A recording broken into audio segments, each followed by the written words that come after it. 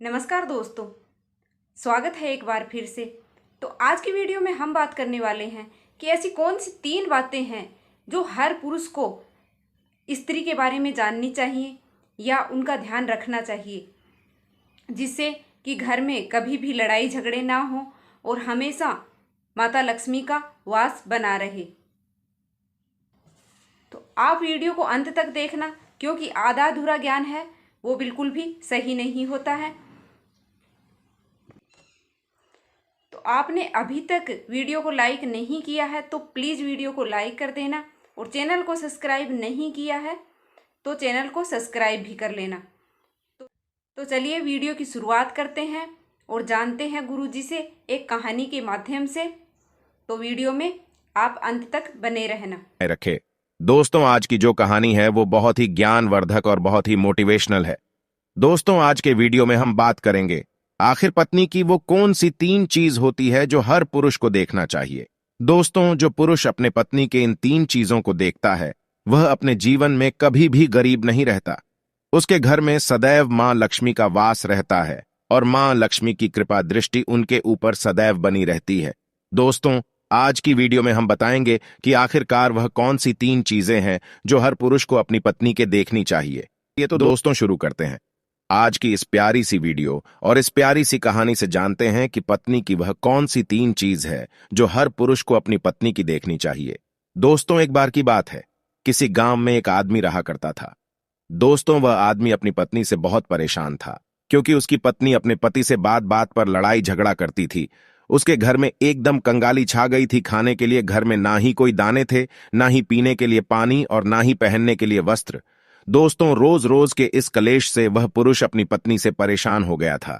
दोस्तों, एक दिन की बात है, वह आदमी अपने घर से जंगल की तरफ निकल जाता है। दोस्तों, जंगल में जाते जाते उस आदमी को एक साधु से मुलाकात होती है। तब वह आदमी उस साधु के पास बैठ जाता है और वहां पर बैठकर रोने लगता है। दोस्तों, वह साधु उस आदमी को पूछते हैं कि पुत्र, आखिर तुम्हें हुआ क्या है, तुम क्यों रो रहे हो। तब वह आदमी उस साधु को बताता है कि महाराज, मेरे घर में मेरे पत्नी और मेरे 2 छोटे छोटे बच्चे हैं। मेरी पत्नी मेरी कोई भी बात नहीं मानती है, बात बात पर मुझसे लड़ाई झगड़ा करती है, जिसकी वजह से मेरा एक छोटा सा बिजनेस था वह भी बंद हो गया, और अब हम घर में दाने दाने के लिए मोहताज है। हमारे घर में खाने के लिए कुछ भी नहीं है, पीने के लिए पानी नहीं है और पहनने के लिए वस्त्र नहीं है।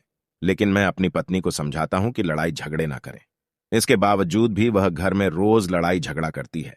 इस वजह से मैं बहुत दुखी हूं और बहुत परेशान हूं, इसलिए मैं घर छोड़कर आपकी शरण में आया हूं। दोस्तों, वह साधु महाराज उस आदमी को बोलते हैं कि पुत्र, तुम रो मत। आज मैं तुम्हें ऐसे 3 चीज बताने जा रहा हूं। जो पुरुष अपनी पत्नी की 3 चीजों को देखता है वह पुरुष अपने जीवन में कभी भी गरीब नहीं रहता है, और ना ही उसके घर में कभी लड़ाई झगड़े होते हैं और उसके बिजनेस में तरक्की होती है।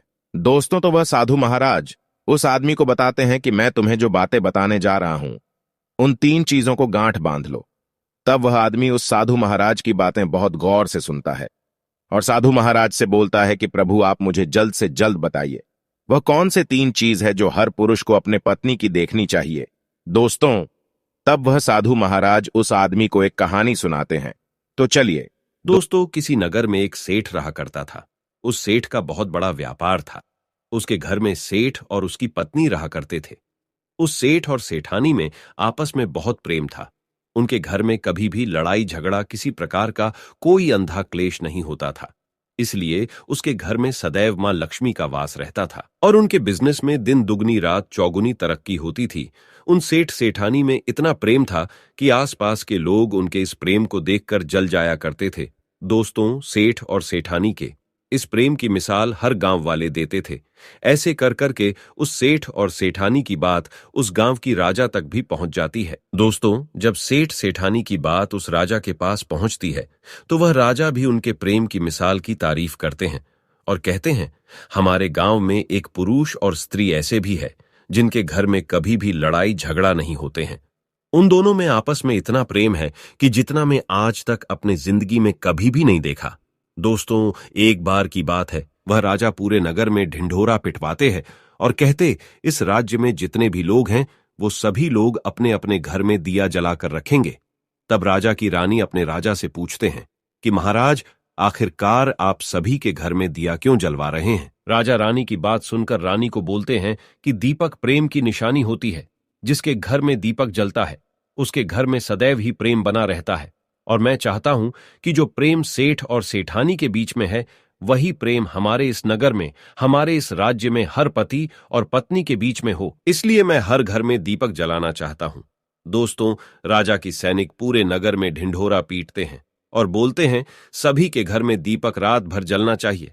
दोस्तों, राजा की बात मानकर सभी नगरवासी अपने अपने घर में दिया जलाते हैं, लेकिन जैसे ही आधी रात होती है सभी के घर के दीपक बुझ जाते हैं, लेकिन उस सेठ और सेठानी के घर की दीपक कभी भी नहीं बुझती है, क्योंकि दोस्तों दीपक प्रेम की निशानी होती है, और जो सेठानी थी वह अपने घर की दीपक को सदैव जलाए रखती थी, जिससे सेठ और सेठानी का प्रेम बरकरार रहे। लेकिन दोस्तों, जो सेठानी थी वह अपनी मनमानी काम करती थी, उसका जो मन करता था वह वही काम करती थी, लेकिन सेठ को इस बात से कभी भी कोई दिक्कत नहीं होती थी, क्योंकि सेठ बहुत समझदार था।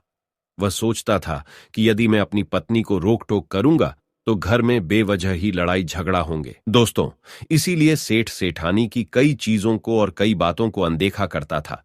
वह सेठ इसलिए अनदेखा करता था ताकि पति पत्नी में वह प्रेम और व्यवहार बना रहे। एक दिन की बात है दोस्तों, राजा और रानी अपने छत के ऊपर खड़े होकर अपने नगर का नजारा देख रहे थे, और वह राजा और रानी देखते हैं कि उनके पूरे राज्य में अंधेरा था, लेकिन सिर्फ एक सेठ और सेठानी का ही गांव का घर था जहां दीपक जल रहा था। दोस्तों, तब राजा रानी से बोलता है कि देखो सेठ और सेठानी में कितना प्रेम है। सभी के घरों का दीपक बुझ गया है, लेकिन सेठ और सेठानी के घर का दीपक अभी भी जल रहा है। इसका मतलब यह है कि इस सेठ और सेठानी में बहुत ही ज्यादा प्रेम है। तब रानी अपनी राजा से बोलती है कि महाराज, सेठ और सेठानी में जो भी प्रेम है वो इसलिए है क्योंकि सेठानी समझदार है, इसलिए सेठ के घर में प्रेम है। दोस्तों, जब राजा रानी की बात सुनता है तब राजा बोलता है कि नहीं महारानी, यहां पर सेठ ज्यादा समझदार है, इसलिए उनके घर में कभी भी लड़ाई झगड़ा नहीं होती है। दोस्तों, रानी बोलती है कि सेठानी समझदार है। राजा बोलते हैं कि नहीं, सेठ समझदार है। दोस्तों, सेठ और सेठानी की बात को लेकर राजा और रानी में बहस होने लगा। तब राजा बोलता है कि देखो, हमें बहस करने की जरूरत नहीं है, क्यों ना हम दोनों उनका एक परीक्षा ले, परीक्षा में जो पास होगा वही समझदार होगा। राजा और रानी अपने बात से सहमत हो गए और उन दोनों की परीक्षा के लिए तैयार हो जाती है। दोस्तों, तब राजा अपने महल में जाता है और अपनी दासी को बुलाता है, और वह अपने दासी से बोलता है, उस सेठ के पास जाओ और जो जो प्रश्न मैं तुमसे बोल रहा हूं वह तुम सेठ को बोलना। वह दासी बोलती है, ठीक है महाराज। फिर वह दासी राजा की बात सुनकर सेठ के पास जाती है। उसी समय ही सेठ की पत्नी बाजार गई थी कुछ सामान लेने के लिए। दोस्तों, तो वह राजा की दासी सेठ से बोलती है कि सेठ जी, मैं राजमहल से आई हूं, राजा साहब ने मुझे भेजा है। दोस्तों, वह सेठ उस दासी को बोलता है कि बताइए, मैं आपकी क्या सेवा कर सकता हूं? आप बैठिए, मैं आपके लिए पानी लेकर आता हूं। तब वह दासी सेठ से बोलती है, नहीं सेठ जी, मैं राजा की दासी हूं, बस आपके पास राजा के समाचार लेकर आई हूं। दोस्तों, तब वह सेठ बोलता है कि ठीक है दासी, आप मुझे बताइए राजा साहब ने क्या समाचार भेजा है मेरे लिए। तो दोस्तों, वो दासी सेठ से बोलते हैं कि सेठ जी, राजा साहब ने मुझे ये बोले हैं, यदि तुम अपनी पत्नी को छोड़ देते हो तो वह तुम्हें खूब सारे हीरे और जवाहर देंगे, तुम्हें राजमहल में एक अच्छे पोस्ट पर नौकरी भी देंगे। लेकिन सेठ राजी नहीं हुए। दूसरी बात, रानी ने राजा से बोला था कि नहीं, सेठ समझदार नहीं है, सेठानी समझदार है। दोस्तों, सेठ और सेठानी के बातों को लेकर राजा और रानी में फिर से कहासुनी होने लगी। तब रानी राजा से बोलती है कि तुमने सेठ की परीक्षा ली है, मैं भी सेठानी की परीक्षा लेना चाहती हूं। तब इससे बात क्लियर हो जाएगा कि सेठ और सेठानी में कौन ज्यादा समझदार है। तो वह राजा रानी को आदेश देता है कि प्रिय, तुम भी एक बार सेठानी की परीक्षा ले लो। तब रानी अपने राजमहल से एक दास को उस सेठानी के पास भेज दिया और अपने दास से बोलती है कि जो मैं तुम्हें बोल रही हूं ये सारी चीजें जाकर उस सेठानी को बोलना। तब राजा का दास उस सेठानी के पास जाता है। इधर से सेठ अपने काम के सिलसिले में कहीं बाहर गया हुआ था, घर पर सेठानी ही अकेली थी। दोस्तों, दास मौका देखकर उस सेठानी के पास पहुंचता है और सेठानी से बोलता है कि सेठानी जी, मैं राजमहल से आया हूं, मुझे रानी साहिबा ने भेजा है। दोस्तों, तब वह सेठनी बोलती है ठीक है, बताइए किस लिए तुम्हें रानी साहब मेरे पास भेजा है। दोस्तों, तब वह दास सेठानी से बोलता है कि रानी साहिबा ने बोला है कि यदि तुम अपने पति को छोड़ दोगी तो वह बहुत सारे हीरे जवाहरात देंगे, और अगर तुम अपने पति को मार दोगी तो वह तुम्हें अपने राज्य का आधा हिस्सा दे देंगे। दोस्तों, दास की बात सुनकर सेठानी तैयार हो जाती है और कहती है, ठीक है, यदि रानी साहिबा अपने राज्य की आधा हिस्सा मुझे देंगी तो मैं अपने पति को मार दूंगी। दोस्तों, तब उस राजा का दास उस सेठानी से बोलता है कि मुझे कैसे पता चलेगा कि तुमने सेठ जी को मार दिया है। दोस्तों, तब सेठानी राजा के दास से बोलती है कि मेरे घर में जो दीपक जल रहा है वह तुम्हें दिख रहा है। तब दास बोला, हां, दिख रहा है। तब सेठानी उस राजा के दास से बोलती है कि जब मैं अपने पति को मार दूंगी तो मैं यह दिया बुझा दूंगी तो तुम्हें पता चल जाएगा कि मैं अपने पति को मार दिया है। अब वह दास सेठानी की बात सुनकर राजमहल को वापस लौट जाता है और राजा और रानी से ये सारी बात बताता है। सेठानी की बात सुनकर रानी बहुत अचंभित हो जाती है और रानी को स्त्री जाति से नफरत होने लगती है। दोस्तों, तब वह राजा अपने सारे दास दासियों के साथ सारे सैनिकों को बुलाता है और बोलता है, देखो, मैं यह नहीं चाहता हूं कि राजा और रानी के वजह से किसी निर्दोष की जान जाए। तुम ऐसा करो, उस सेठानी के घर जाओ और उस सेठ को सारी बातें बता दो और उस सेठ को बचा लो। दोस्तों, इधर दास और दासी सेठानी के घर पर जाते हैं और सोचते हैं कि सेठानी तो सेठ को रात में मारेगी और दिया भी बुझाएगी। इससे पहले ही हम सेठानी के घर में हमला बोल देते हैं। दोस्तों, इधर रात भी नहीं हुई थी, शाम का समय था, और जैसे ही राजा के सैनिक सेठानी के घर पर धावा बोलते हैं तो देखते हैं कि सेठ पहले से ही मरा हुआ है। दोस्तों, तब राजा और रानी के दास दासी उस सेठानी से बोलते हैं, सेठ जी तो मरा पड़ा है, लेकिन सेठ को तो तुम्हें रात में ही मारने के लिए बोला गया था। दोस्तों, तब वह सेठनी उस दास और दासी से बोलती है कि सेठ को तो मुझे मारना ही था, रात में तो मुझे दिया बुझाना था, इसलिए सेठ को तो मैंने दिन में ही जहर देकर मार दिया है। अब मेरा काम है सिर्फ दिया बुझने का। दोस्तों, वह सैनिक उल्टे पांव उस सेठ के घर से राजा के दरबार में भागें जाते हैं और राजा को सारी बातें बताते हैं। दोस्तों, राजा क्रोध से आग बबूला हो जाता है और उसको स्त्रियों से घृणा होने लगती है और वह अपने सैनिकों को भेजता है कि उस सेठानी को बंदी बनाकर लाए। तब राजा के सैनिक उस सेठानी को बंदी बनाकर राजा के राज दरबार में पेश करते हैं। दोस्तों, तब वह राजा उस सेठानी को कारावास में डलवा देता है और वह राजा समस्त स्त्री जाति से नफरत करने लगता है। दोस्तों, वह साधु इस कहानी को गांव के उस आदमी को सुनाता है। तब साधु उस आदमी से बोलता है, अब तुम्हें समझ में आ गया होगा कि स्त्री की वह कौन सी 3 चीजें हैं जो हर कोई पुरुष को देखना चाहिए। वह आदमी साधु से बोलता है कि महाराज, मुझे अभी भी समझ में नहीं आया, स्त्री की वह कौन सी 3 चीजें हैं जो हर पुरुष को देखना चाहिए। दोस्तों, तब वह साधु उस आदमी को बताते हैं कि हर पुरुष को अपने स्त्री के सबसे पहली चीज यह देखनी चाहिए कि वह कहां पर आ जा रही है। दोस्तों, जो पुरुष अपनी स्त्री की यह चीज देखता है कि पत्नी वहां पर आ रही है, वहां पर जा रही है, तो उसके घर में कभी लड़ाई झगड़ा नहीं होते हैं और वह अपनी पत्नी के ऊपर नियंत्रण कर पाता है। दूसरी चीज है, पुरुष को पत्नी के अंदर ये चीज देखनी चाहिए कि उसकी पत्नी के बोलचाल कैसी है, वह अपने पति की इज्जत कर रही है कि नहीं, अपनी पति की बात मान रही या फिर नहीं।